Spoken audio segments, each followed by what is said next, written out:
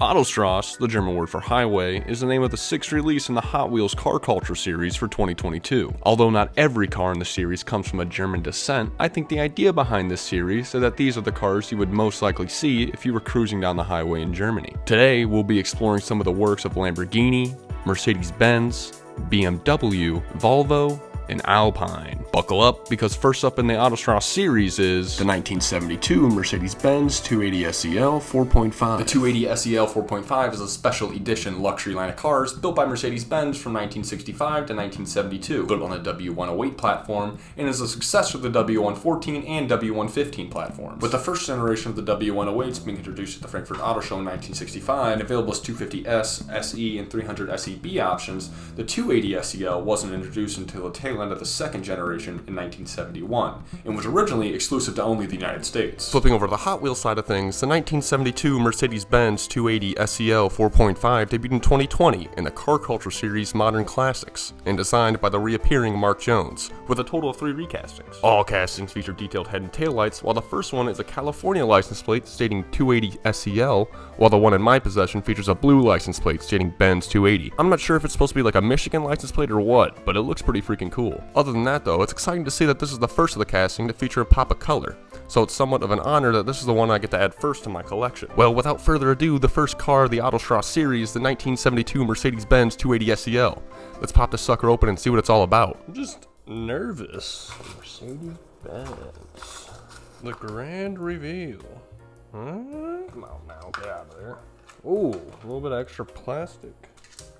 Not bad at all. I really like the green on this. It's so sparkly. First thing I'm noticing right away is honestly, the first thing I noticed was the glass. I don't know. Maybe it's just the glare on it. I don't know. And then the green rims. Those green rims are really cool, how it matches the paint. On the inside, you get the little tan interior. The fun tan interior. I like that. Sorry for the dirty fingernails. I just got off work. It's clean. I just feel like an old man would drive this car. Alright. Cool little action shots. It just freaking glides out here, dude. Jeez Louise. Hopefully the GoPro's getting some good shots of this thing just purling up, dude. I feel like honestly this would sound more like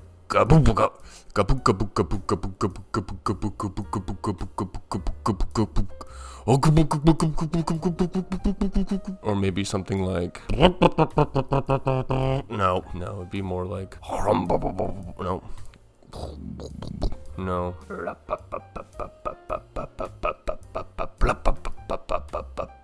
don't know. 6.5 hours later. I can't quite put my finger on it. But what I can put my finger on is how much fun this thing is just to roll around. This thing is very good wheels on this. Very, very pleased. I really like the silver accent stripe on the side. That's pretty fun. Oh, the little turn signals. Those are stickers. Oh, wow. The details in the back. Check it out. I know it's supposed to be a 280, but it looks like it says 3. You get the 4.5 on the back. Very cool. And then Benz 280 for the license plate. Oh, so much detail on this. It's so well done. Oh, man. The Mercedes badge. Oh, that Mercedes badge is so cool. Damn, this is actually a super nice car. Some nice detail on the underside. That looks cool. I really like the grille on this.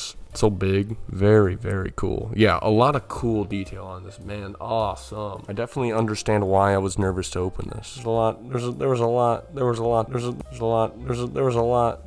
to open up, dude. So nice. So as far as ratings go, it's been a little bit since I've done one of these things. You know, rated a Hot Wheel. And honestly, I'm kind of, I'm antsy, I'm thrilled, I'm still honored. And I feel like I may be jumping the gun when I say this, but I kind of want to give this, don't kill me now. I want to say it's like a 9.3. I mean, the paint, the detail, the amount of detail, no, 9.5. I felt like I was really sweetening it up, calling it a 9.5, but me just saying all the reasons now is just confirming it. The details. The color details, but the details on the rear, man. The inside, the clear glass, the colored rims. Look at that big old grill with the headlights. I realized, the headlights are stickers. But that's okay. It's good. I mean, everything else is stickers, so it's not really, nothing's weird. Something else I noticed, door handles too. Look at the door handles. Yeah, this definitely earns the 9.5. The amount of detail, the amount of love involved. Yeah. Up next, the BMW M3 E46. If you want to know about the M3, you got to understand the 3. The 3 Series. In production since 1975, the BMW 3 Series is a compact executive car and was originally only available as a 2-door saloon. Then over its 7 generations became available in a variety of options, such as the 4-door saloon, the 2-door convertible, the 3-door hatchback, the 5-door estate, and then the 5-door liftback. But back in 1986, during the 3 Series' second generation, came the first M3. Designed by BMW's in-house motorsports division and showcased at the Frankfurt Auto Show in 1985, the E30 M3 was BMW's attempt to get their foot in the door in motorsports, where they went on to win numerous championships, including the European Touring twice, the Italia Supertismo 4 times, the 24-hour Nürburgring 5 times, the Japanese Touring 7 times, and quite a few more. But we're here to talk about the E46. First seen as a concept vehicle at the 1999 International Motor Show in Germany, the E46 M3 was built at the Regensburg factory in Germany between the years 2000 and 2006. The E46 M3 finished third in the 2000's Americans Le Mans series and was deemed less powerful than its Porsche rival, the 996 GT3, so BMW quickly began production of their very limited M3 GTR. Flipping over to the Hot Wheels side of things, the BMW M3 E46 debuted once again in 2020 and designed by the never-fearing,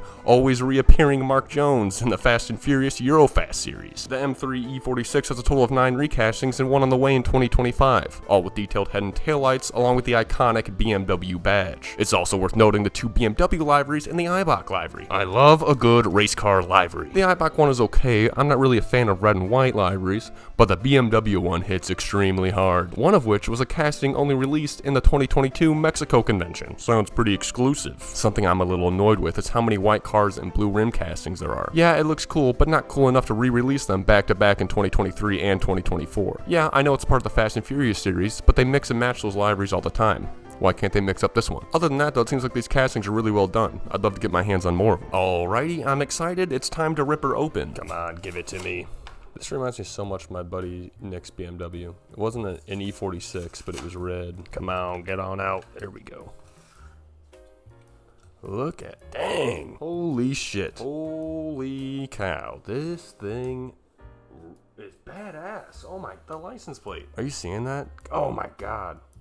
The exhaust? Tell me you see the exhaust. Dude, yep. It really is an iconic BMW badge. Holy cow. Dude, the little freaking front bumper, the front little fender flare thing. Dude, this thing is cool. This is honestly cooler than my buddy's Nick's car. It feels like when it touches the ground, it's thick. Like it feels like it grips the ground. Good tires. I can't even mimic the noise for this one because I know my neighbors would complain. Maybe I can mimic it a little bit. This thing is super cool. Check out the rims, check out the detail a little bit more. I was just looking on the inside, man. All the cool little buttons, so much detail and all of that, dude. Look at that. The dashboard and everything. That is so cool. I love the little details. These rims are nice too. I love how shiny these rims are. It's a very glossy car. Man, oh man.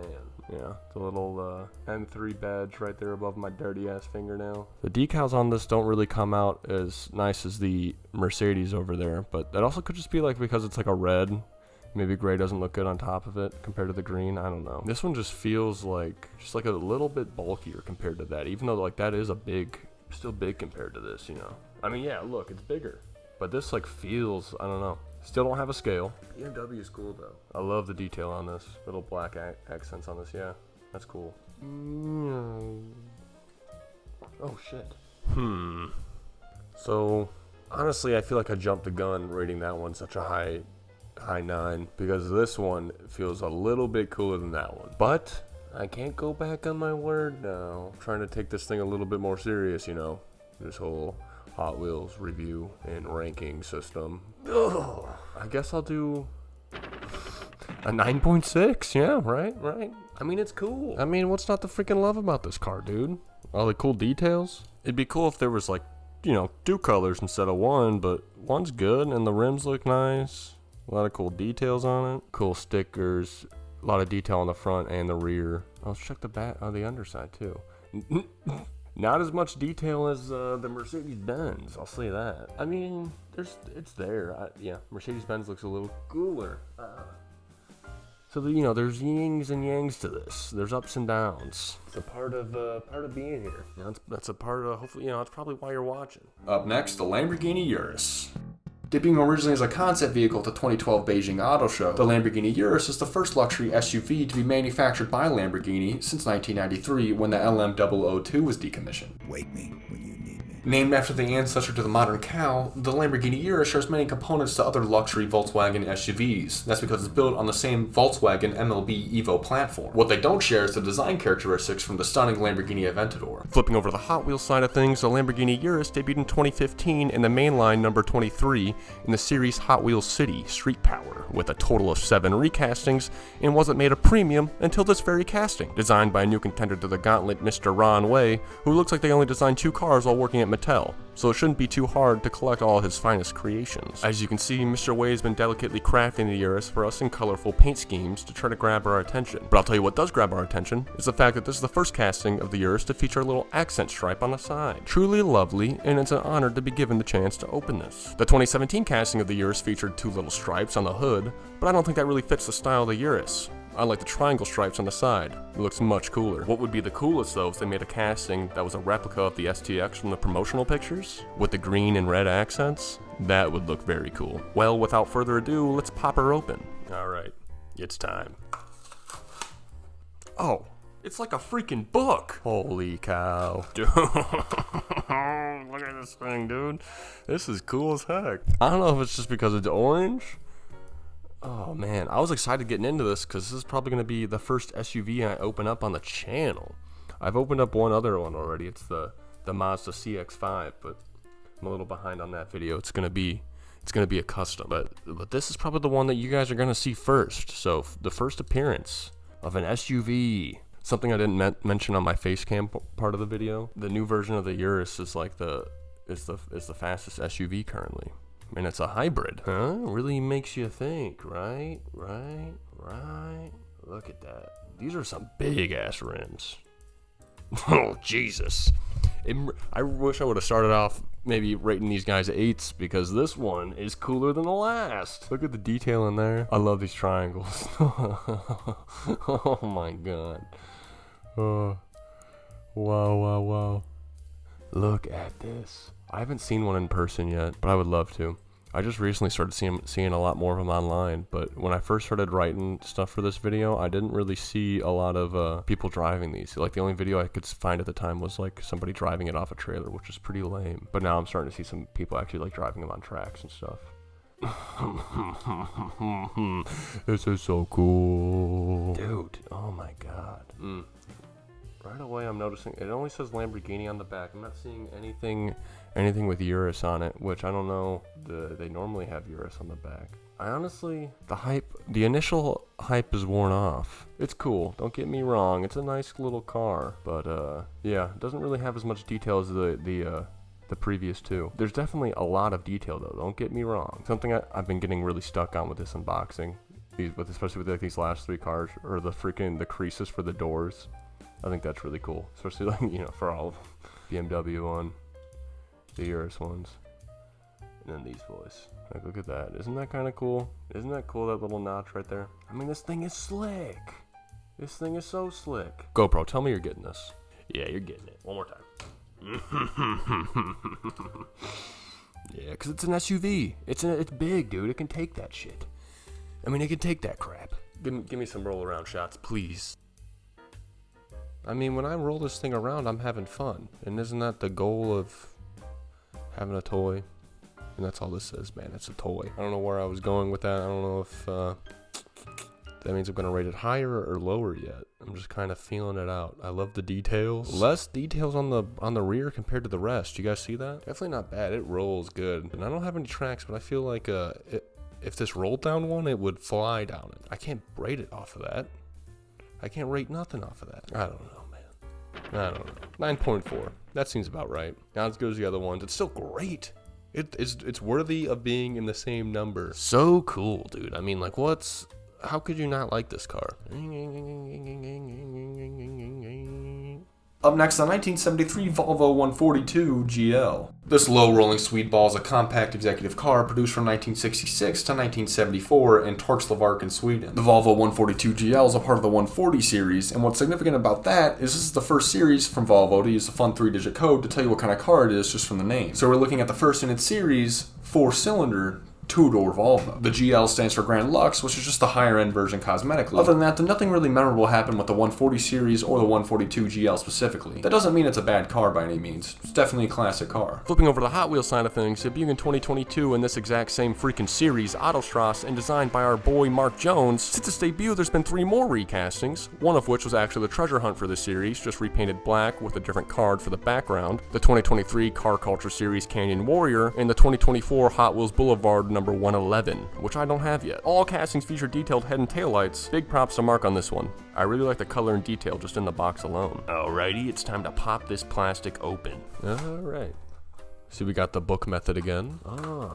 Peeling before our very eyes. Same thing with the one with our first one. First thing I'm noticing is the freaking weight, dude. I think this is the heaviest one. But also the cool gray line on the side. The sparkly paint, dude. Oh my god, this is a great one. This is really, really nice. Wow. Look at all the detail inside. I was just checking out the inside, seeing if there's any like cool little Easter eggs in there. Because like, I can't remember if it's the NSX or the Acura has like a little stethoscope in the back. Because Roy was modeled it off of the car of one of his doctors. Super cool. But yeah, back to the weight. Yep, heavier. Now, an SUV, heavier. What the heck? Why is this one so heavy? This is like extremely heavy. I feel like there's something hiding on the inside. I'm also noticing it's like slammed too. It's like so low to the ground. Check out the other detail though, right? I'm a big detail snob, what can I say? The Volvo logo is there, but it is hidden. It is just hard to see. Stickers for the headlights. Not bad, and the turn signal. I like how big the turn signals are. Pretty goofy looking. Got your little badge on the side right there. I like that. Got the 73 for the year, 142. I don't know. I had a brain fart. I was like, HW. Like, I knew HW meant Hot Wheel, and we're opening Hot Wheel. But like, did HW have something to do with the car? I don't think so. So it's, yeah, just a silly old year, Hot Wheel 142. And the cool little S on the back, I just realized that. What's with that? What's that about? S? Well, who knows? The exhaust isn't as cool as the BMW one, but still looks cool. Don't get me wrong. I'm not bashing on it. I'm just letting you know I don't like it. Yeah, this is cool. Get a couple roll around shots. First thing I'm noticing while I'm rolling it around is she's kind of loud. What's going on, Volvo? Why are you so loud? There's some really nice shine to it. The rims kind of remind me of the BMW one. The BMW ones are cooler. I don't like how thick the Volvo ones are, but it's still cool. Don't get me wrong. Oh, wow. I kind of like the shape of the front hood for some reason. It looks cool. Yeah, it's a fun little shape it has going on. But when it comes to the whole rating process of this, I feel like this rips, even though it weighs a lot. I feel like whatever's causing it to be so noisy when it rolls would slow it down, you know? So I think that's gonna play a negative factor when it comes to the whole rating process. Other than that though, there's a lot of cool detail. I love the color, a huge fan of the color. Door handles too. Doesn't seem to open, so point off for that as well.